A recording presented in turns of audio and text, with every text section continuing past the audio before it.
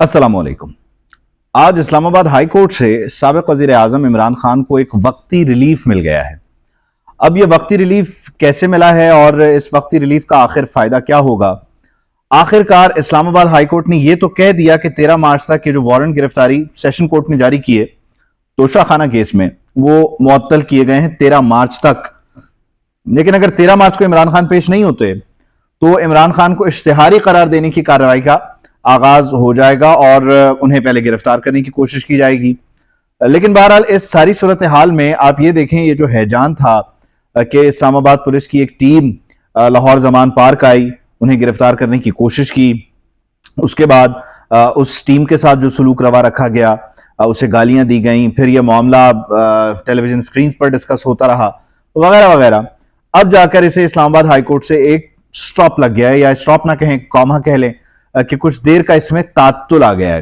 लेकिन आज तारीख है जनाब 7 तारीख है और 13 तारीख तक ये मुअत्तल हैं। अब इन दिनों में ये जो 7 से 13 का टाइम है, इसमें तहरीक इंसाफ उनकी लीगल टीम कैसे मेक श्योर करेगी कि इमरान खान इश्तिहारी करार ना दिए जाएं, इमरान खान अदालत में पेश हो। लेकिन अदालत में पेश होने से मुतालिक उनकी प्ली ये है या उनका आर्ग्यूमेंट ये है कि उनकी जान को खतरा है, और उनकी जान को खतरा है तो वो अदालत में पेश नहीं हो सकते। अब सारा मसला जो है वो दोबारा आके वजारत दाखिला पे आ गया, सिक्योरिटी पे आ गया। और अगर सिक्योरिटी की बात की जाए तो सबसे पहले तहरीक इंसाफ को ये तय कर लेना चाहिए कि जो वो कॉल देते हैं कारकुनान को कि वो बड़ी तादाद में आए, अगर उस कॉल को वो रोक लें तो जो सैकड़ों की तादाद में या हजारों की तादाद में इमरान खान के चाहने वालियां जो पहुंचते हैं वो ना आए, मॉब क्रिएट ना हो, तो उसमें बड़ा इजी हो जाएगा इमरान खान को बड़े सिक्योर तरीके से अदालतों में पेश होना। क्योंकि देखिए ये बड़ा जरूरी है। अगर इमरान खान ने, उनकी जमात ने ये नारा लगाया है कि कानून सबके लिए बराबर है, इंसाफ होना चाहिए, अमीर और गरीब के लिए दो अलग कानून नहीं, दो अलग पाकिस्तान नहीं होने चाहिए, तो इस सिलसिले में इमरान खान को भी अदालतों में पेश होना पड़ेगा। और उस पेशी से बचने के लिए कोई दूसरा तीसरा रास्ता नहीं है। ठीक है, हालात आपको फेवर कर सकते हैं, हालात आपके लिए अच्छे हो सकते हैं या आपके लिए नरमियां हो सकती हैं, लेकिन इस नरमी का आप कब तक फायदा उठाएंगे? At the end of the day जब टाइम अपना कोर्स चेंज करेगा, हालात बदलेंगे, तो आपको डेफिनेटली फिर इन चीजों में पकड़ा जाएगा, इन चीजों में आपके साथ सख्तियां होंगी, आपके ऊपर जो है वो चीजें मुसल्लत की जाएंगी, सादिर फरमा दिए जाएंगे ऐसे हुक्म कि जो डेफिनेटली फिर आप जब सुनेंगे तो आपको बड़ा बुरा लगेगा, क्योंकि आप तो ब्लू आइड रहे हैं, सबके फेवरेट रहे हैं। तो ऐसी सूरत हाल में इमरान खान के पास सबसे बेहतरीन रास्ता है कि वो अदालतों में पेश हो जाएं, क्योंकि इससे उनका जो नैरेटिव है उसको भी तकवीयत मिलती है। ये अलग बात है कि उन पर 74-75 मुकदमात हैं, इतने मुकदमात किसी पर भी नहीं है, और डेफिनेटली मुख्तलिफ नोयत के मामलात में उन्हें, अब देखें, नैब ने बुला लिया, उसके अलावा तोशाखाना का मामला चल रहा है, आज इलेक्शन कमीशन ने काबिल जमानत वारंट जारी कर दिए। इमरान खान ने पहली बार वो सारी चीजें की हैं जो आज से पहले कोई कर नहीं रहा था। उन्होंने उन लोगों को ललकारा, उन फोर्सेस को, उन कुव्वतों को ललकारा, इलेक्शन कमीशन की नेम कॉलिंग की, जो पाकिस्तान का एक बड़ा मुकद्दस मोतबर इदारा है, उससे मुतालिक उन्होंने बातें की, जजेस से मुतालिक बातें की। तो उन्होंने हर उस एंड को टच किया, हर उस एक्सट्रीम को टच किया जो अनटचेबल था। तो इसलिए उन पर 74 मुकदमात भी हुए। अब वो पुलिस की मुद्दईयत में हुए, सरकार की मुद्दईयत में हुए, कुछ मुहिब वतन शहरियों की मुद्दईयत में हुए हैं, वो भी सरकार की ही मुद्दईयत में। तो बहरहाल ये जो सारा सिलसिला है इसका कोई एंड होना चाहिए, और इमरान खान को अपनी स्ट्रैटेजी से, अपने बोल्ड रवैये से, जैसे वो बोल्ड बयानात देते हैं वैसे ही बोल्ड रवैये से इसको काउंटर भी कर देना चाहिए। ये बड़ा जरूरी है, वक्त की बड़ी जरूरत है। इससे इमरान खान को नुकसान नहीं है। अदालतों में देखें आप, जब इमरान खान जा रहे हैं तो उनके लिए कोई खुदा न खास्ता कुछ सख्ती नहीं है, कोई परेशानी की बात नहीं है, बल्कि अदालतों से तो इमरान खान को आपको रिलीफ मिलता ही नजर आएगा, अदालतों से आपको इमरान खान को सहूलत ही मिलती नजर आएगी। लेकिन अगर इमरान खान जो है वो अदालतों में पेश नहीं होते तो फिर अदालतों के बड़े सख्त रिमार्क्स आते हैं, स्ट्रेचर पर लेकर आओ, हर सूरत पेश करो, इश्तिहारी करार दे दो, गिरफ्तार करके लेकर आओ। लेकिन जैसे ही इमरान खान कमरे अदालत में जो है वो कदम रंजा होते हैं तो इमरान खान साहब से मुताल्लिक जो सख्ती होती है वो नरमी में बदल जाती है। और यही पिछले दिनों मैंने वीडियो भी एक की थी कि ये इतनी फिर प्रैक्टिस क्यों होती है, फिर इसमें तफरीक क्यों होती है। इस तफरीक का खात्मा होना बड़ा जरूरी है। इस तफरीक को जब तक खत्म नहीं किया जाएगा ये बड़ा बुनियादी सा मसला रहेगा, और फिर आम शहरी के लिए, वो रेडी वाले के लिए, वो नान बाई के लिए, वो दूध फरोश के लिए अलग कानून क्यों है और मेरे वजीर आजम के लिए अलग कानून क्यों है, ये बहस है। इस बहस का खात्मा عمران خان کو ہی کرنا پڑے گا کیونکہ اس کا آغاز بھی عمران خان نے کیا۔ دوسری چیز آپ یہ دیکھیے، آج ایک اور ڈیولپمنٹ ہے، الیکشن کمیشن نے گورنر کے پی کو خط لکھ دیا ہے کہ آپ آ جائیں۔ گورنر کے پی نے کہا تھا آپ آ جائیں، 7 یا 8 مارچ کی انہوں نے تجویز دی تھی گورنر صاحب نے، اور الیکشن کمیشن نے کہا اگر آپ ہمارے آفس آتے ہیں تو یہ ہماری عزت افزائی ہوگی، ہم بیٹھ کے یہاں مشاورت کرتے ہیں۔ اس سے پتہ یہ چل رہا ہے کہ انتخابات کو لے کر تمام پارٹیز کتنی جو ہیں وہ دل جوئی سے کام کر رہی ہیں، کتنی سیریس ہیں، اور انتخابات کو لے کر خود اب عمران خان بھی آپ کو آئندہ آنے والے دنوں میں اتنی سیریس نظر نہیں آئیں گے۔ اس کی بنیادی وجہ یہ ہے کہ انہیں اتنی ساری پریکٹس، اتنا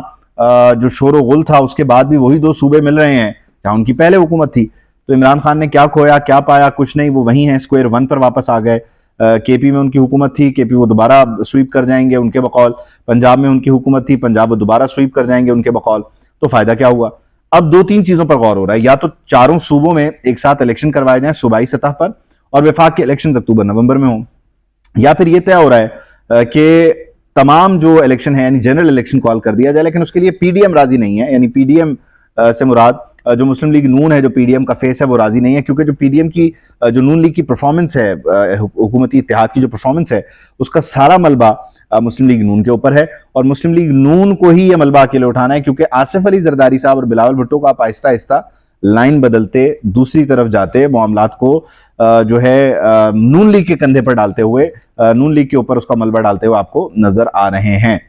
تو بہرحال انتخابات کے لیے سیریس یہاں کوئی بھی نہیں ہے، بات آپ یاد رکھیں، نہ وہ جنہوں نے کروانے ہیں، نہ وہ جنہوں نے انتخابات میں حصہ لینا ہے، کیونکہ عمران خان بھی 2 صوبوں کے انتخاب پر راضی نہیں ہیں۔ اب ان کی کوشش یہ ہے کہ پورے ملک میں ایک ساتھ الیکشن ہو، اور کچھ لوگوں کی کوشش یہ ہے کہ ملک میں الیکشن ہی نہ ہو، الیکشن جو ہے وہ آگے بڑھ جائے، خاص طور پر اکتوبر نومبر تک چلا جائے، اور اگر نہیں ہے تو پھر اس سے بھی آگے جاتا ہے تو جائے، لیکن ابھی فوری طور پر پورے ملک میں الیکشن ہو نہیں سکتا۔ کل ایک صاحب سے میری گفتگو ہو رہی تھی، وہ یہ بتا رہے تھے کہ لاہور میں ایک جگہ ہے جو کہ بڑی ذمہ دار جگہ ہے، بڑی حساس جگہ بھی ہے، وہاں پر یہ دن بھر کوشش ہوتی رہتی ہے، یا دن بھر کسی زمانے میں وہاں یہ پلان بنتے تھے کہ کس طرح سے مسلم لیگ نون کو، دیگر سیاسی جماعتوں کو جو ہے وہ رگڑا لگانا ہے۔ آج کل وہاں ایک پلان یہ بن رہا ہے کہ عمران خان کو کس طرح رگڑا لگانا ہے، عمران خان کی منجی کس طرح سے ٹھوکنی ہے۔ تو یہ منجی ٹھوکنے والا سلسلہ بھی ختم ہو جانا چاہیے۔ یہ منجی ٹھوکنے والا سلسلہ چاہے وہ نون لیگ کا ہو، یا چاہے وہ پیپلز پارٹی کا ہو، یا پاکستان تحریک انصاف کا ہو، کسی کا بھی نہیں ہونا چاہیے، اور سیاسی جماعتوں کو اس پہ اتفاق کر لینا چاہیے کہ ہم نے آپس میں ایک دوسرے کی منجی ٹھوکنی ہے، ہم نے کسی دوسرے تیسرے سے منجی ٹھکوانی نہیں ہے۔ تو الیکشنز کے لیے بھی پھر 1 پوائنٹر ایجنڈا یہی ہونا چاہیے کہ سیاسی جماعتیں آپس میں ڈائیلاگ کا آغاز کریں۔ خان صاحب کو اس میں میچورٹی کا مظاہرہ یہ کرنا ہے کہ خان صاحب نے الیکشن آرمی چیف سے نہیں مانگنے، خان صاحب کو یہ الیکشن حکومت وقت سے مانگنے ہیں۔ خان صاحب کو اس الیکشن کی گارنٹی، اس الیکشن کی ڈیمانڈز مسلم لیگ نون، پیپلز پارٹی، حکومتی اتحاد کی طرف لے کر جانی ہے۔ وہ اس ملک کی ایک بڑی سیاسی جماعت ہیں، اور ان کا جو مقابلہ ہے وہ بھی اس ملک کے بڑے سیاسی لیڈر سے ہے، تو انہیں آپس میں بات کرنی چاہیے، بجائے اس کے کہ وہ غیر سیاسی قوت کو، جنہوں نے اب اپنے آپ کو ڈکلیئر بھی کر دیا کہ ہم غیر سیاسی ہیں، ان سے مطالبہ کریں۔ خان صاحب کا یہ جو پرٹیکولر مطالبہ ہے یہ بڑا خطرناک ہے، بڑا غیر جمہوری ہے، اور اس کی جو ہے وہ کھل کر مذمت بھی ہونی چاہیے۔ خان صاحب کو چاہیے کہ وہ سیاسی قوتوں سے الیکشن پر بات کریں، کیونکہ سیاسی قوتوں نے ہی الیکشن کی طرف جانا ہے، یہ سیاسی جماعتوں کا کام ہے، یہ کسی اور فریق کا کام نہیں ہے، کیونکہ جب دوسرے تیسرے فریق اس میں دلچسپی لیتے ہیں تو حال یہی ہے کہ آپ پہلے آئیں یا آپ پہلے آئیں، جیسے گورنر ادھر بال ٹاس کر رہے ہیں اور وہ ادھر بال ٹاس کر رہے ہیں۔ تو یہ سیاسی جماعتیں جب تک آپس میں اپنے معاملات کو طے نہیں کر لیتی، الیکشن اس ملک میں نہیں ہو سکتے۔ ایک اور بات، اور وہ یہ کہ خان صاحب کے لیے ایک عجیب سی صورتحال ہے، سسٹم چاہتا ہے کہ خان نہ ہو، لیکن سسٹم کے جو پرانے انجیکشنز ہیں ان کا اثر اب بھی موجود ہے، چاہے وہ عدلیہ میں ہو، چاہے وہ آرمڈ فورسز میں ہو، چاہے وہ بیوروکریسی میں ہو، چاہے وہ سیاسی کارکنوں میں ہو، چاہے وہ یوٹیوبرز میں ہو۔ تو اب اس انجیکشن کا یا اس زہر قاتل کا اینٹیڈوٹ جو ہے وہ سسٹم کو بنانا پڑے گا، کیونکہ سسٹم نے اس سے پہلے جو اینٹیڈوٹ بنایا وہ کارآمد ثابت نہیں ہوا، بلکہ وہ الٹا ریئیکٹ ہی کر گیا، اور سسٹم کو ہی جو ہے اس کا نقصان ہوا۔ تو سسٹم کو دیکھنا چاہیے کہ ان کا یہ جو پروجیکٹ عمران خان تھا یہ آخر فیل ہوا کیوں نہیں، اور اگر یہ فیل ہوا تو اس کا قلع کما کیوں نہیں ہوا۔ تو سسٹم کو اس پہ غور کرنا شروع کر دینا چاہیے، اور سسٹم کو آئندہ ایسے تجربوں سے باز رہنے کا اس سے بڑا سبق شاید اور کوئی نہیں مل سکتا تھا۔